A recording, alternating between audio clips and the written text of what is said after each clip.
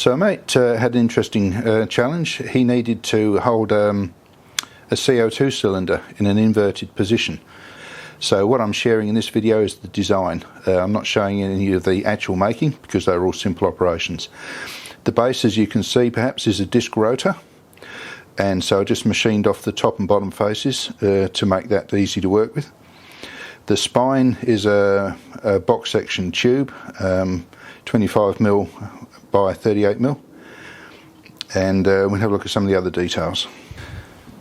Okay, so I think this picture makes it clear how it all works. The cylinder sits in this ring, which is supported by these braces underneath. The other end of the cylinder is held in place by this metal piece, and the cylinder is secured in that by some sort of a strap.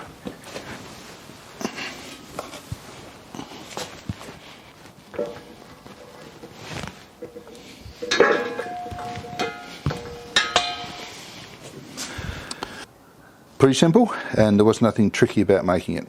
So that's my solution. Perhaps it'll be relevant to some problem you face. Anyway, thanks for watching. Cheers.